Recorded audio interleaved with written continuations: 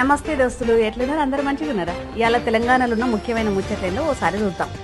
తెలంగాణలో మున్సిపల్ ఎన్నికలలో 90% సీట్లు గెలుస్తామని చెప్పిండు సీఎం రేవంత్ రెడ్డి. మంత్రులు, ముఖ్య నేతలతోటి జరిగిన పార్టీ మీటింగ్ లో మాట్లాడిన సీఎం రేవంత్ రెడ్డి మున్సిపల్ ఎన్నికలలో సర్వేలన్నీ మనకే అనుకూలంగా ఉన్నాయని చెప్పిండు. నాయకులంతా సమిష్టిగా పనిచేయాలని సూచించిండు.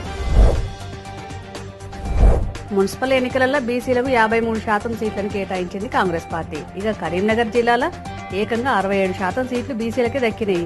బీసీలకు 42% రిజర్వేషన్లు ఇస్తామని హామీ ఇచ్చిన రేవంత్ రెడ్డి ఆ హామీ కంటే అదనంగా 11% సీట్లు కేటాయించడం మీద బీసీ సంఘాలు హర్షం వ్యక్తం చేస్తున్నాయి. మిర్యాలగూడలో సీఎం రేవంత్ ఎన్నికల ప్రచారాన్ని ప్రారంభించారు. 200 కోట్లతోటి నిర్మించనున్న young India integrated residential school కు శంకుస్థాపన చేసిర్రు. మహిళా సంఘాలకు చెక్కులు కూడా పంపిణీ చేసిర్రు. ఫోన్ ట్యాపింగ్ కేసులో మరికొన్ని కీలక అంశాలు బయటకు వచ్చినాయి. ఎవరెవరి ఫోన్లు ట్యాప్ చేశామనే అంశం మీద రోజువారీగా ఫామ్ హౌస్ లో సమీక్ష జరిగేదట. ఎస్ఐబి చీఫ్ ప్రభాకర్ రావు ఏ రోజుకు ఆ రోజు ఫోన్ ట్యాపింగ్ వివరాల్ని ఫామ్ హౌస్ కు డిఎస్ఆర్ రిపోర్టు రూపంలో పంపించేటోడని సిట్ దర్యాప్తులో తేలిండే.